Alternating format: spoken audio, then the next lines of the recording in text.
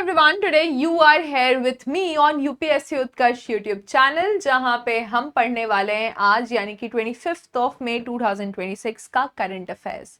बहुत सारे ऐसे टॉपिक हैं जो आज हमें कंप्लीट करने हैं और एक प्रॉपर अंडरस्टैंडिंग बनानी है। 24 को यूपीएससी प्रीलिम्स का एग्जाम हुआ, जिसमें आपने देखा कि करंट अफेयर्स का वेटेज बहुत ज़्यादा है और साथ ही साथ इस तरह के क्वेश्चंस पूछे जा रहे हैं जहां पे वी कैन सी कि कितना हॉलिस्टिक अप्रोच ज़रूरी है, कि हमें चीज़ों को बहुत डिटेल से समझना होगा, जानना होगा। 360 degree approach, what are the important significance if there is any topic in news, या उसके इम्पॉर्टेंट फीचर्स क्या है, उसके चैलेंजेस क्या है, उसका टोटल जो इम्पैक्ट है ऑन इंडियाज पॉलिसी वो क्या पड़ सकता है। इस तरह के क्वेश्चंस आपके यूपीएससी ने पूछे हैं।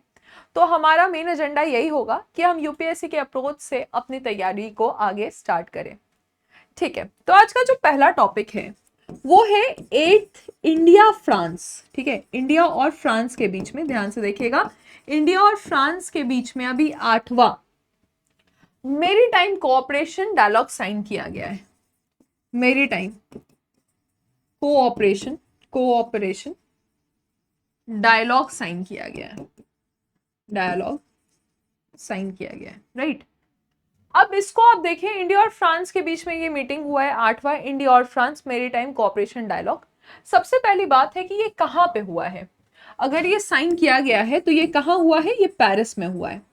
मेरीटाइम का मतलब क्या होता है? मेरीटाइम का मतलब होता है कि हम समुद्र में जो भी चीजों को साइन कर रहे हैं, समुद्र में जो भी इम्पैक्ट हम बना रहे हैं उसके बारे में डिस्कशन है। अब ये रीअफर्म करता है कि यहाँ पे दोनों ही कंट्री का अपना अपना कमिटमेंट है और ये कमिटमेंट सिक्योरिटी कोऑपरेशन के लिए, ये कमिटमेंट जो है ये सिक्योरिटी कोऑपरेशन के लिए है, यानी कि हम सुरक्षा के बारे में बात कर रहे हैं, राइट। और ये कोऑर्डिनेशन इंडो पैसिफिक रीजन में है।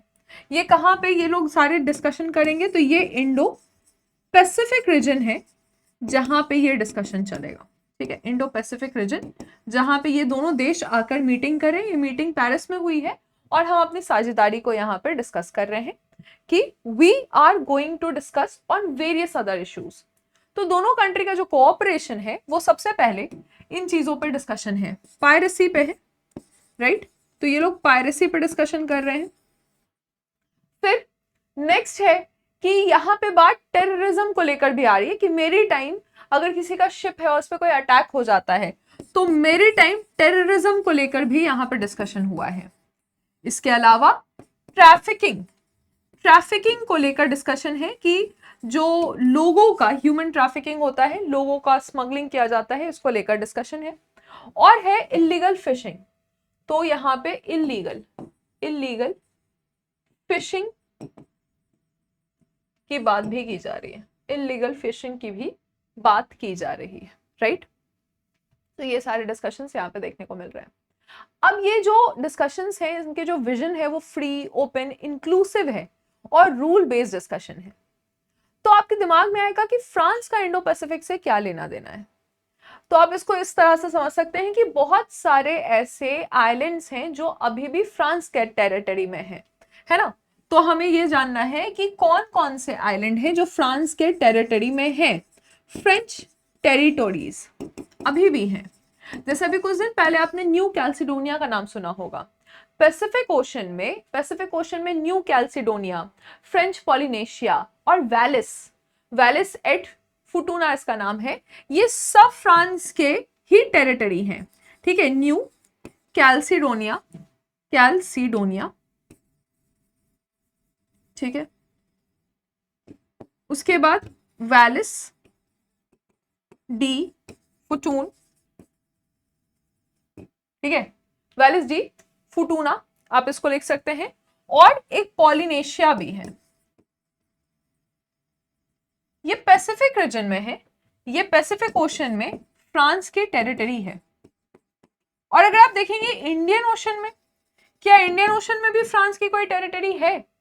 तो हाँ, रीयूनियन आइलैंड, अभी आपने बहुत नाम इसका सुना होगा रीयूनियन आइलैंड का, ला रीयूनियन भी कह सकते हैं इसको।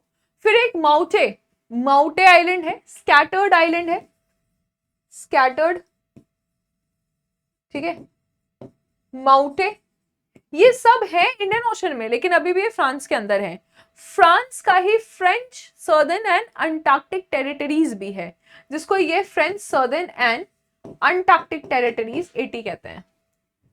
दैट मीन्स कि फ्रांस का, जब भी आप फ्रांस का मैप देखेंगे तो आपको लगेगा कि ये तो यूरोप में है, इसके एक साइड अटलांटिक ओशन है, फिर नीचे जाने पे मेडिटेरियन सी है, लेकिन इसका इस जगह से, इंडो पैसिफिक एरिया से क्या लेना देना है?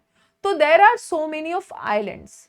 सिग्निफिकेंस इसीलिए है क्योंकि ये जो आइलैंड्स हैं इसमें 1.6 मिलियन लोग रहते हैं, 16 लाख लोग यहाँ पे रहते हैं, 7,000 से ज्यादा मिलिट्री पर्सनल हैं जो कि फ्रांस के इंडो पैसिफिक रीजन में है। तो आप इसको मेंशन कर सकते हैं कि presence of 7,000 military personal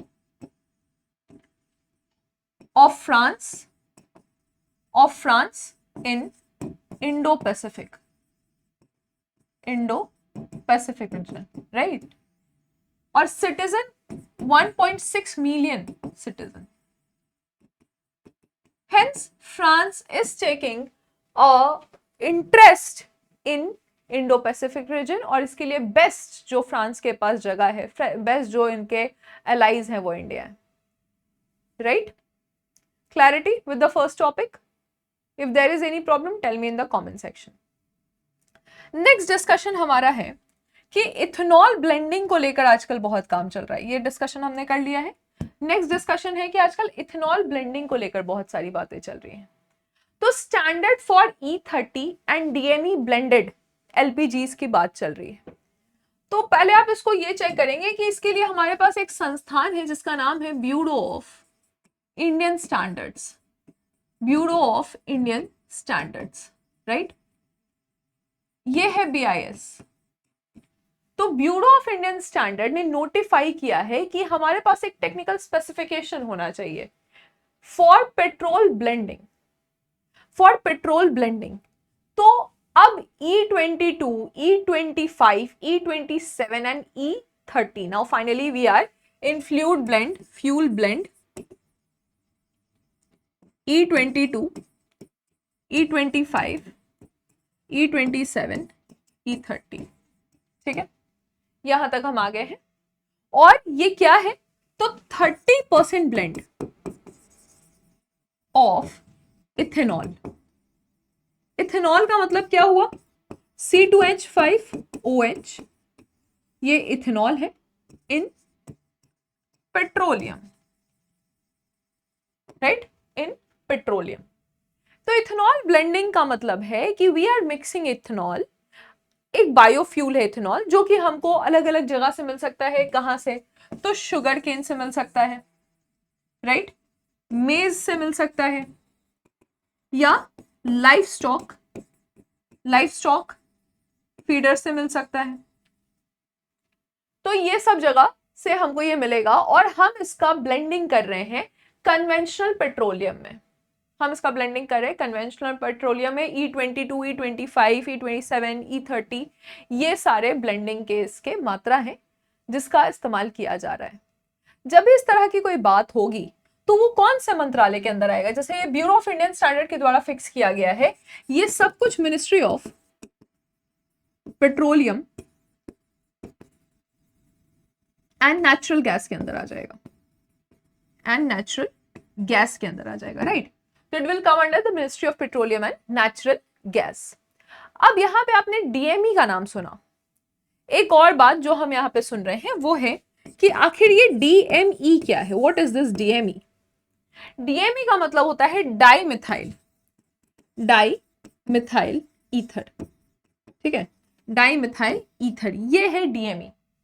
DME blend LPG, DME blended LPG, यानी अब सिर्फ पेट्रोल में ही नहीं लेकिन लिक्विफाइड पेट्रोलियम गैस में भी DME दिख रहा, मतलब हम उसमें कुछ ब्लेंडिंग कर रहे हैं। अब DME को जो हम देख रहे हैं डाई मिथाइल ईथर है ये। तो डाई मिथाइल ईथर एक क्लीन बर्निंग कलरलेस गैस होता है। ये क्या है? ये क्लीन बर्निंग कलरलेस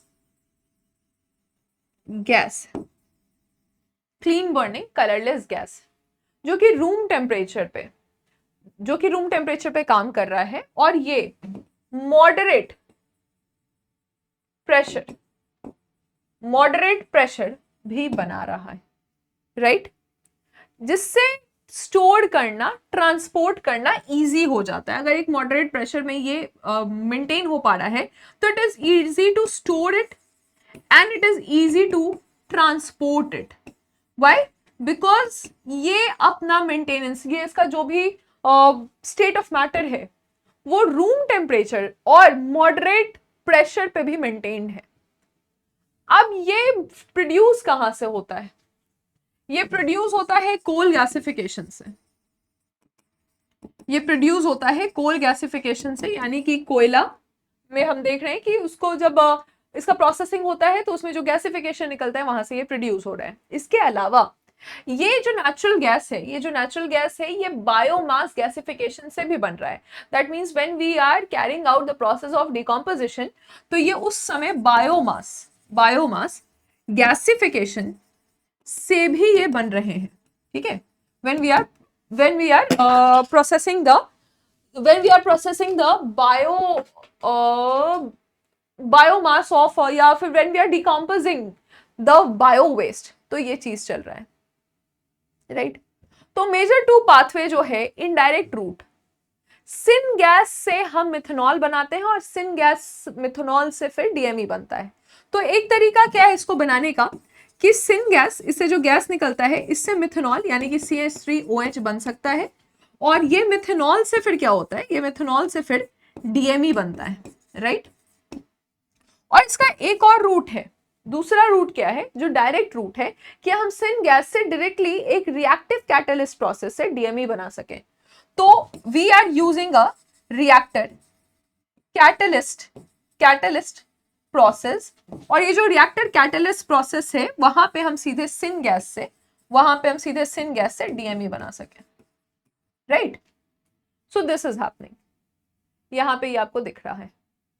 और ये चीज, ये जो ब्लेंड ऑफ, देखो ये टॉपिक तो चलो ठीक है, ये हमने बहुत बार न्यूज में सुना है कि इथेनॉल को हम मिक्स करें 30% ब्लेंड, अब ब्यूरो ऑफ इंडियन स्टैंडर्ड ने कह दिया है, बट उससे ज्यादा इंपॉर्टेंट ये टॉपिक है क्योंकि डीएमई हम बहुत कम जगह सुनते हैं, राइट, क्योंकि हम डीएमई इसको बहुत कम जगह सुनते हैं।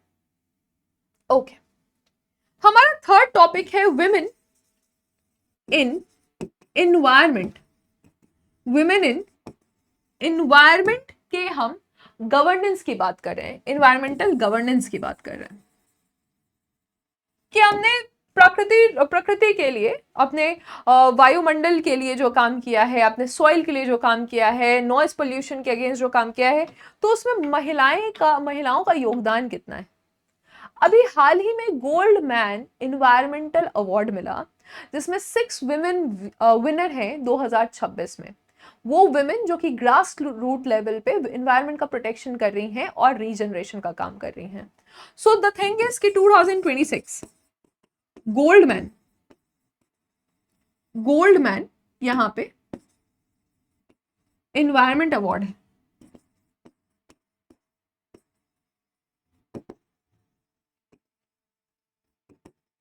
ठीक है। और 6 विमेन को ये अवार्ड मिला है, and they are protecting the environment, protecting the environment, ये चीज के लिए इनको ये अवार्ड दिया गया है। Why women are the key stakeholders. अगर इस पे बात आती है कि महिलाओं को ही हम क्यों बोल रहे हैं कि महिलाओं को, जैसे इस बार भी वाटर फॉर विमेन, इस तरह के हमने काफी सारे इनिशिएटिव्स, काफी सारे कैंपेन चलाए। इकोनॉमिस्ट बीना अग्रवाल ने नोट किया कि जो एनवायरमेंटल डिग्रेडेशन है वो महिलाओं के हेल्थ को ज्यादा अफेक्ट करता है, या if the women are fetching water from far side, तो ये सब उनके प्रोडक्टिविटी को कम करेगा या उनके ऊपर ज्यादा स्ट्रेन पड़ेगा। तो सबसे बड़ी बात क्या है कि women are the managers when it comes to the environment। जो डेवलपिंग नेशन है, जो विकासशील देश है, वहां पे खाना मैनेज करना, फ्यूल मैनेज करना, वाटर सिस्टम को मैनेज करना, ये सब महिलाओं का काम है। तो एक तरह से जेंडर बर्डन यहाँ पे महिलाओं में देखने को मिलता है कि इनके ऊपर ज्यादा बर्डन रहता है महिलाओं में। फिर फिस्कल इम्पैक्ट भी है। फिस्कल इम्पैक्ट इसका मतलब कि अगर पैसे की कमी हो जाएगी, यूएन का स्टडी ये है कि जब भी कोई डेप्ट बढ़ता है, इस तरह के क्लाइमेट क्राइसिस होते हैं, तो वो विमेन को ज्यादा अफेक्ट करेंगे, एक्सट्रीम पॉवर्टी में वो लोग चले जाएंगे। इनके पास जो काम कर रहे हैं, डोमेस्टिक वर्क कर रहे हैं, वो अनपेड डोमेस्टिक वर्क है। और फिर बात ये भी है कि नॉलेज, ये माना जा रहा है कि महिलाएं जो हैं वो नेचर से ज्यादा पास है, तो इनके पास जो नॉलेज बेस है वो ज्यादा अधिक होगा। आपने भी नोटिस किया होगा अपने घर में कि आपकी दादी, आपकी नानी, उनको ज्यादा पता है कि वो ट्रेडिशन क्या था या इकोलॉजिकल नॉलेज को कैसे हम यूज कर सकते हैं। भारत में भी विश्नोई मूवमेंट जो चला, अमृता देवी विश्नोई जी के द्वारा चिपको मूवमेंट चला, अपिको मूवमेंट चला, या नर्मदा बचाओ आंदोलन मेधा पाटकर के द्वारा चलाया गया। तो ये सारी महिलाओं का एग्जाम्पल है जहां पे वो इन्वायरमेंट के ज्यादा करीब, इन्वायरमेंट के ज्यादा पास दिख रही हैं। हेंस इन्वायरमेंट के जब हम गवर्नेंस की बात करते हैं तो वुमेन का इंपॉर्टेंस बढ़ जाता है। अगला टॉपिक है kiwi mission. Kiwi mission, right. ये कीवी मिशन कहां पे हो रहा है? तो ये कीवी मिशन अरुणाचल प्रदेश में, अरुणाचल प्रदेश का कीवी मिशन, राइट। तो ministry of development of north east region, ministry of development of north east region, ठीक है ना, इसको हम DONER कहते हैं, यानी कि development of north east region का एक मंत्रालय हमारे पास अलग से। और इनका काम क्या है कि हम नॉर्थ ईस्ट की जगह को ज्यादा से ज्यादा डेवलप कर सकें। इसने अरुणाचल कीवी मिशन लॉन्च किया है। ये क्लस्टर बेस्ड कल्टीवेशन इनिशिएटिव है जिससे अरुणाचल प्रदेश जो है वो टॉप ऑर्गेनिक कीवी हब बन सकता है। तो इसको टॉप ऑर्गेनिक कीवी हब बनाना है इस मिशन के तहत, कि दुनिया भर में कीवी का इतना ज्यादा डिमांड है तो हम इसको आगे बढ़ा सकते हैं। आपको याद होगा एक अष्टलक्ष्मी इनिशिएटिव है, अष्ट मतलब 8, लक्ष्मी इनिशिएटिव। ये जो अष्टलक्ष्मी इनिशिएटिव है ये एक्चुअली 8 नॉर्थ ईस्ट स्टेट्स के लिए है ना, त्रिपुरा, मेघालय, असम, अरुणाचल, मणिपुर, मिजोरम, सिक्किम, इन सभी के लिए ये अष्टलक्ष्मी इनिशिएटिव को चलाया गया है। कुछ दिन पहले भी हमने मुगा सिल्क सुना कि हम मुगा सिल्क को बढ़ावा दे रहे हैं। कहां पे? तो असम में। मुगा सिल्क को हम असम में बढ़ावा दे रहे हैं। या लाकाडोंग, इसको हम बढ़ावा दे रहे हैं। और लाकाडोंग को हम कहां बढ़ावा दे रहे हैं? तो ये हम मेघालय में दे रहे हैं। ये हम मेघालय में लाकाडोंग को बढ़ावा दे रहे हैं। और जिंजर को हम कहां बढ़ावा दे रहे हैं? तो ये मिजोरम में दे रहे हैं। मिजोरम में हम जिंजर, अदरक को बढ़ावा दे रहे हैं। तो ये होल गवर्नमेंट इनिशिएटिव लिया गया। अब जब कीवी की बात करते हैं तो कीवी को इंग्लिश में हम लोग गूसबेरी कहते हैं, चाइनीज गूसबेरी कहते हैं। इसका ओरिजिन चाइना से ही है। Kiwi is rich in vitamin C, ठीक है। तो अगर कीवी की बात करेंगे तो कीवी का ओरिजिन के लिए आपको ध्यान रखना है कि ये चाइना का है और ये विटामिन सी में बहुत ज्यादा रिच है। ज्यादातर डेंगू होता है या फिर कोई इस टाइप की बीमारियां होती हैं तो लोग कीवी का सेवन ज्यादा करते हैं, क्योंकि विटामिन सी के अलावा इसमें बहुत सारे फाइबर हैं और पोटेशियम भी है और साथ ही साथ इसमें विटामिन के भी है। तो विटामिन के और विटामिन सी कीवी में काफी भरपूर मात्रा में है। अब यहां पे आप देखिएगा कि इसको ज्यादातर पहाड़ी क्षेत्र में उगाया जाता है और टेम्परेचर भी वहां कम हो। तो जब हम अरुणाचल प्रदेश को सेलेक्ट कर रहे हैं तो वो इसलिए कर रहे हैं क्योंकि इसका एक एलिवेशन होना चाहिए। ये 800 से लेके 1500 मीटर के हाइट पे इसको उगाया जा सकता है और temperature should be equal to और लेस देन 7 डिग्री सेल्सियस। इस टेम्परेचर पे ही हम कीवी को उगा सकते हैं, यानी कि चिलिंग आवर्स में इसको ज्यादा उगाया जा सकता है। ये well drained Sandy loom soil इसको चाहिए होता है, रेनफॉल भी चाहिए।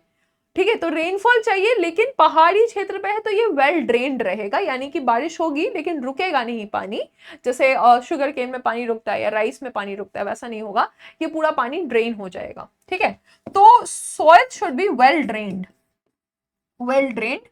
और साथ ही साथ ये सैंडी लूम सॉइल होता है। ठीक है, सैंडी लूम सॉइल है, और 150 सेंटीमीटर यहाँ पे रेनफॉल भी चाहिए, यानी इसका एक प्रॉपर रेनफॉल भी हमको नीडेड है, राइट। तो this is all about kiwi, it is in news because initiatives are taken to strengthen the Arunachal Pradesh जो इकोनॉमी है उसकी, उसको हम स्ट्रेंथन कर सके with the production of kiwi, right, hence it is in news. Have you understood the topic? Okay, next topic is, यहां पे आप देखिएगा, जीवन शतायु, जीवन और शतायु। यहां पे लिखा हुआ है कि jointly elderly in empowerment and virtual assistance network, ये बेसिकली एक मोबाइल ऐप है जो कि सेफ्टी या emergency support, health care access, support service, government initiative, ये बुजुर्गों के लिए है, और सीनियर सिटीजन के होलिस्टिक असिस्टेंस के लिए भी एक ट्रेनिंग फॉर योर यूटिलिटी, इस तरह से एक ऐप बनाया गया है। तो अभी हाल ही में क्या हुआ है कि ये दोनों ऐप और डैशबोर्ड को लॉन्च किया गया है। आप देखिएगा कि ये जो जीवन है ये एक ऐप है, और शतायु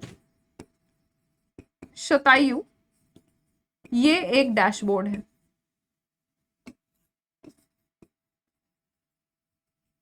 ये एक डैशबोर्ड है।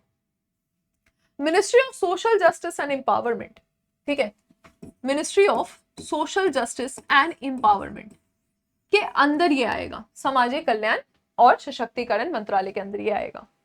जीवन मोबाइल एप्लीकेशन और शतायु जो है वो एक केयर गिवर डैशबोर्ड है।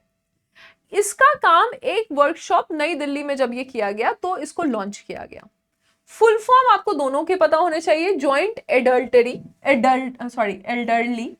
Empowerment, joint elderly empowerment virtual assistant network, ये जीवन का फुल फॉर्म है, और शतायु का है senior holistic care assistance and training for your utility. ये दोनों जो है ये डेटा ड्रिवन नेशनल डैशबोर्ड रहेंगे, और इसका जो नोडल एजेंसी है वो department of social justice and empowerment ही है। ठीक है, तो मंत्रालय भी यही है, और ये जो एजेंसी है, जो डिपार्टमेंट है वो ये है। Clarity? This can be asked in your examination, क्योंकि अभी ये काफी ज्यादा न्यूज में है। कुछ दिन पहले, नेक्स्ट टॉपिक, कुछ दिन पहले भी हमने भारत मेरीटाइम पोल के बारे में सुना था। तो भारत मेरीटाइम इंश्योरेंस पूल के बारे में हमने सुना। ये जो बीएमआई पूल है, ठीक है, ये जो भारत मेरीटाइम इंश्योरेंस पूल है, ये क्या है? तो इसका एम है ताकि हम फैसिलिटेट कर सकें मेरीटाइम इंश्योरेंस कवरेज को। भारत अब अपना मेरीटाइम में ग्लोबल डोमिनेंस बढ़ाना चाहता है। ये जो ग्लोबल वॉलेटिलिटी है, क्योंकि प्रॉब्लम चल रहे हैं, किसी भी शिप को वहां पे नस्ता नाबूद कर दिया जा रहा है, तो इस तरह के प्रॉब्लम्स में हम अपने चीजों को ज्यादा सिक्योर करना चाहते हैं, मतलब एक तरह से अपने जहाजों का बीमा करना चाहते हैं। तो ये बीएमआई पूल क्या है? ये गवर्नमेंट के द्वारा स्टार्ट किया गया है।